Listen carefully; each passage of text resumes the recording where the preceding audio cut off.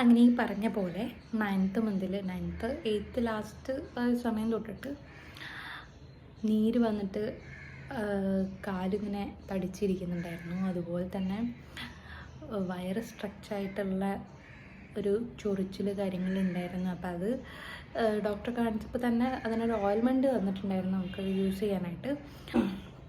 ഷുഗറിന് ചെറിയൊരു വേരിയേഷൻ അപ്പോൾ അതുണ്ടായിരുന്നു.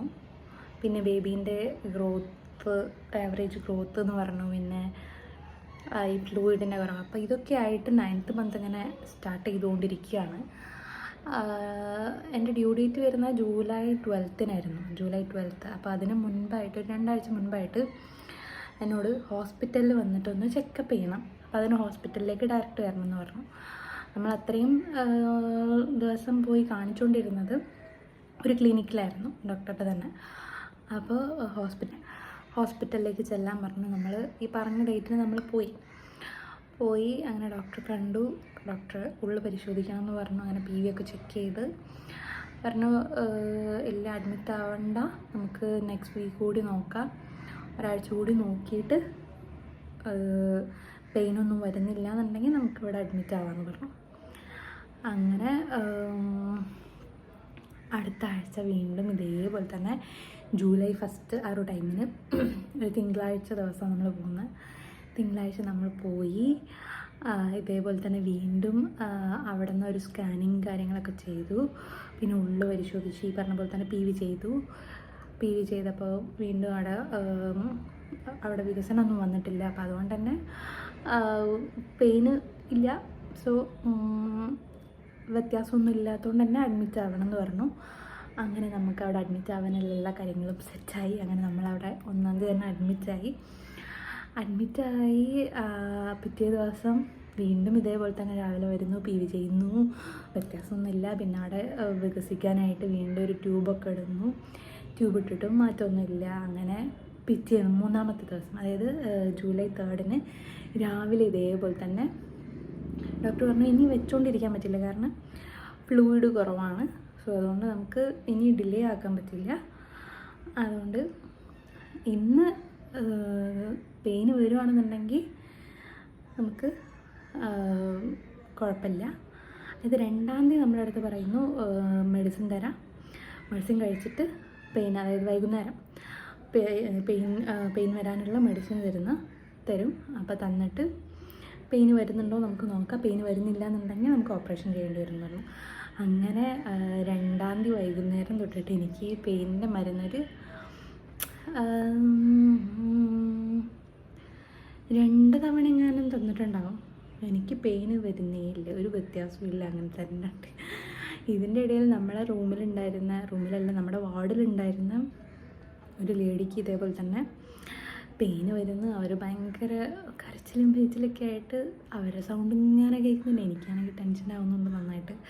അപ്പോൾ ഇതിൻ്റെ ഇടയിലാണ് എനിക്ക് ഈ മെഡിസിനൊക്കെ തരുന്നത്. അപ്പോൾ എനിക്ക് പെയിനൊന്നും വരുന്നില്ല. അങ്ങനെ പുലർച്ചയ്ക്ക് ആകുമ്പം വയറ് ക്ലീൻ ചെയ്യാനുള്ള ഒരു മരുന്നല്ല, അതെന്തൊരു എന്തോന്ന് തന്നു, കറക്റ്റ് പേരൊന്നും എനിക്ക് ഓർമ്മയില്ല. അപ്പോൾ അത് തരുന്നു. പിന്നെ പിറ്റേന്ന് രാവിലെ ഡോക്ടർ വരുന്നു. ഡോക്ടർ വന്നിട്ട് വീണ്ടും PV ചെയ്ത് നോക്കിയിട്ട് യാതൊരു വ്യത്യാസമില്ല. അങ്ങനെ ഡോക്ടർ പറയുന്നു നമുക്കത് വെച്ചുകൊണ്ടിരിക്കാൻ പറ്റില്ല, സർജറി ചെയ്യാം. ഇതിൻ്റെ ഇടയിൽ ഈ പറഞ്ഞ പോലെ തന്നെ നമ്മൾ ഇമോഷണലി ഭയങ്കരമായിട്ട് വീക്കായി പോകുന്ന ഒരു സിറ്റുവേഷൻ ആയിരുന്നു. കാരണം അത് ഈ ഇടയ്ക്കിടയ്ക്ക് ചെയ്യുന്ന PV, അതുകൂടാതെ നമുക്ക് പെയിനും വരുന്നില്ല, കൂടെ ഈ ഒരു വാർഡിലുള്ള ഡെലിവറിക്ക് വരുന്ന ആൾക്കാരുടെ ആർപ്പും വിളിയും എല്ലാം കൂടി ആയപ്പോൾ ഞാനാകെ സൈഡായിട്ടുണ്ടായിരുന്നു. അങ്ങനെ പിന്നെ മൊത്തത്തിൽ പറയുകയാണെന്നുണ്ടെങ്കിൽ കരഞ്ഞാലമ്പാക്കിയിട്ടുണ്ടായിരുന്നു ഞാൻ. സ്റ്റോറേജ് ഫുള്ളായി. അപ്പോൾ അതുകൊണ്ട് ഞാൻ ഫോണൊന്ന് ഫ്രണ്ട്സിൻ്റെ ഫോൺ എടുത്ത് വന്നതാണ്. അപ്പോൾ എന്താ പറഞ്ഞു നിർത്തിയെന്ന് വെച്ചാൽ പറഞ്ഞത് ഞാൻ കരഞ്ഞലമ്പാക്കിയിട്ട് ഡോക്ടർ ചോദിച്ചു നിങ്ങൾ ഹസ്ബൻഡും വൈഫും തമ്മിൽ എന്തെങ്കിലും പ്രശ്നമുണ്ടോ, അല്ലെങ്കിൽ ഇനി വീട്ടിൽ എന്തെങ്കിലും ഇഷ്യൂസ് ഉണ്ടോ, അതുകൊണ്ടാണ് ഈ കുട്ടി ഇങ്ങനെ കരയുന്നത്. കാരണം ഞാൻ അങ്ങനെ എന്നെ ഇഞ്ചക്ഷൻ വെക്കുന്നതിന് കരയുന്നത്, PV ചെയ്യുന്നത് സമ്മതിച്ചിട്ടേ ഇല്ല. അങ്ങനെ അർപ്പും വിളിയുമായിട്ട് ഡോക്ടർക്ക് കൺഫ്യൂഷൻ, ഇനി വേറെ എന്തെങ്കിലും ഇഷ്യൂ കാരണമാണോ കുട്ടി ഇങ്ങനെ കരയുന്നത്. അല്ല പറയാൻ പറ്റില്ലേ. അപ്പോൾ അത് എന്നോടല്ല കേട്ടോ ചോദിച്ചത്, അമ്മേൻ്റെ അടുത്തും അതേപോലെ തന്നെ സഞ്ജൻ്റെ അടുത്തുമാണ് പോയി ചോദിക്കുന്നത്. എന്തെങ്കിലും വേറെ എന്തെങ്കിലും ഇഷ്യൂ ഉണ്ടായിട്ടാണോ കുട്ടിക്ക് അറിയുന്നത് ഇങ്ങനെ. പറഞ്ഞു വേറെ ഒരു ഇഷ്യൂ ഇല്ല, കുട്ടി ഇങ്ങനെ തന്നെയാണ്. അങ്ങനെ അവസാനം PU ചെക്ക് ചെയ്തിട്ട് ഫ്ലൂയിഡൊക്കെ പൊട്ടിപ്പോയി. ഫ്ലൂയിഡ് പൊട്ടിയോണ്ട് തന്നെ ഒരു 2 മണിക്കൂർ എന്തോ ടൈം പറഞ്ഞു. ആ ടൈമിൻ്റെ ഉള്ളിൽ പെയിൻ വരുമോ നോക്കാൻ നോക്കിയിട്ട് പെയിൻ വന്നിട്ടില്ല എന്നുണ്ടെങ്കിൽ നമുക്ക് നേരെ സർജറി ചെയ്യാം. അങ്ങനെ സർജറി ചെയ്യാനായിട്ട് പെയിനൊന്നും വരുന്നില്ല. എൻ്റെ അടുത്ത് വന്നിട്ട്, അതായത് ഞാൻ ഈ സമയത്തൊക്കെ സർജറി എന്ന് പറഞ്ഞാൽ പിന്നെ ഞാൻ മൊത്തത്തിൽ ബ്ലാങ്ക് ഔട്ട്. ഞാനിങ്ങനെ ചിന്തിക്കുന്നത്, ഭഗവാനെ ഇതിൻ്റെ ഇടയിൽ വല്ല കൈപ്പിഴവും പറ്റി ഞാൻ തട്ടിപ്പോയാൽ അയ്യോ, അതൊക്കെയാണ് എൻ്റെ മൈൻഡിലിങ്ങനെ ഒരു അയ്യോ ഞാനിനി ഇവരെ ആരും കാണില്ലേ, അയ്യോ ഇനി ഇവരെ ആരും കാണൂലേ, ഞാൻ മരിച്ചു, ഞാൻ തട്ടിപ്പോവോ, അയ്യോ എന്തെനിക്കിനി അടുത്തത് എന്നുള്ളതാണ് എൻ്റെ മൈൻഡിൽ കൂടെ അങ്ങനെ പോയിക്കൊണ്ടിരുന്നത്. അങ്ങനെ എൻ്റെ ആൻറ്റിമാരുണ്ടായിരുന്നു കൂടെ. അവർ ഇങ്ങനെ പറഞ്ഞു, ഇല്ല ഇതൊക്കെ പെട്ടെന്ന് കഴിയും, അത് നോർമൽ ഡെലിവറീൻ്റെ അത്ര പോലും പെയിൻ ഉണ്ടാവില്ല, അങ്ങനെ എങ്ങനെയെന്നൊക്കെ പറഞ്ഞ് കുറേ സമാധാനിപ്പിക്കുന്നുണ്ടായിരുന്നു. അങ്ങനെ അവസാനം ഓപ്പറേഷൻ തിയേറ്ററിലേക്ക് പോകാനായിട്ട് സെറ്റായി. അങ്ങനെ പുറത്തേക്ക് ഇറങ്ങിയപ്പോൾ സഞ്ജൻ്റെ മുഖം കണ്ടപ്പോൾ ഞാനാണ് പിന്നെയും, അതായത് നമ്മൾ മുഖത്തേക്ക് നോക്കുന്നുണ്ടെങ്കിൽ പോലും ഞാനിങ്ങനെ ഒന്നും മിണ്ടുന്നില്ല, സഞ്ജന ഒന്നും മിണ്ടുന്നില്ല. നമ്മൾ രണ്ടുപേരും ഒന്നും മിണ്ടുന്നുണ്ടായിരുന്നില്ല. നമ്മൾ രണ്ടുപേരും ജസ്റ്റ് ഇങ്ങനെ നോക്കി കണ്ടു. അങ്ങനെ പിന്നെ എന്നെ ഓപ്പറേഷൻ തിയേറ്ററിലേക്ക് കൊണ്ടുപോയി. പിന്നെ നമുക്കറിയാം അനസ്തേഷ്യ ചെയ്ത് കഴിഞ്ഞാൽ എങ്ങനെയാണെന്നുള്ളത്. അപ്പോൾ അതിൻ്റെ ഒരു പെയിൻ ഉണ്ടായിരുന്നു. പക്ഷേ അതിന് ശേഷം അങ്ങോട്ടും ഇങ്ങോട്ടും നീക്കി ഇതാക്കുന്നതൊക്കെ നന്നായിട്ട് അറിയുന്നുണ്ടായിരുന്നു സിസേറിയൻ ചെയ്യുന്ന സമയത്ത്. അപ്പോൾ നോർമലി, അതായത് ഈ ഒരു സിസേറിയൻ ചെയ്ത ആൾക്കാർക്ക്, അതായത് കഴിഞ്ഞിട്ടുള്ളവർക്കറിയാം, അതായത് അതിൻ്റെ ഉള്ളിലുള്ള ആ ഒരു തണുപ്പും ആ ഒരു ടെമ്പറേച്ചറിൽ നമ്മൾ ഭയങ്കരമായിട്ട് ഇങ്ങനെ ഷിവർ ചെയ്യാൻ തുടങ്ങും. ഞാനിങ്ങനെ വിറച്ചിട്ട്, അതായത് എനിക്ക് സംസാരിക്കാനൊന്നും പറ്റുന്നില്ല, ഞാൻ ഇങ്ങനെ ചുണ്ടൊക്കെ ഫുൾ വിറയ്ക്കുന്നുണ്ടായിരുന്നു. അങ്ങനെ സിസേറിയനൊക്കെ കഴിഞ്ഞു. ഡോക്ടർ കുട്ടീനെ എടുത്ത് എനിക്ക് കാണിച്ചു തന്നു. അങ്ങനെ പറഞ്ഞു പെൺകുഞ്ഞാണെന്ന് പറഞ്ഞു. അപ്പോൾ എനിക്ക് സമാധാനമായി, എനിക്കൊരു കുഴപ്പമില്ല, ഞാൻ ഓക്കെ ആണെന്ന് ഞാൻ മനസ്സിലാക്കി. അങ്ങനെ അതൊക്കെ കഴിഞ്ഞു. എല്ലാം സെറ്റായി. എന്നെ വാർഡിലേക്കാക്കി, ICUയിലേക്ക് മാറ്റി. അങ്ങനെ ICUയിൽ 2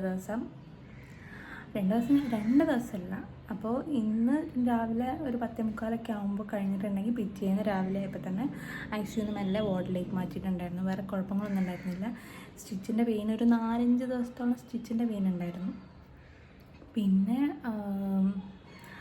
അങ്ങനെ പിന്നെ ഓക്കെ ആയി. പിന്നെ ഒരു 7 ദിവസം എങ്ങാനും, 10-10 എങ്ങാനാണ് ഞാൻ റിട്ടേൺ നമുക്ക് ഡിസ്ചാർജ് കിട്ടുന്നത്. കാരണം അർഹബേബിക്ക് ഇതേപോലെ തന്നെ ഒരു നമ്മളീ പറയല്ലോ മഞ്ഞുണ്ടെന്ന്, അതുണ്ടായിരുന്നു. അപ്പോൾ അതുകൊണ്ട് തന്നെ 2-3 ദിവസം അതുകൊണ്ടായിരിക്കില്ല അവിടെ നിർത്തി. അതുള്ളതുകൊണ്ട് തന്നെ നമ്മളെ ഡിസ്ചാർജ് കുറച്ച് ലേറ്റായി ഉണ്ടായിരുന്നു.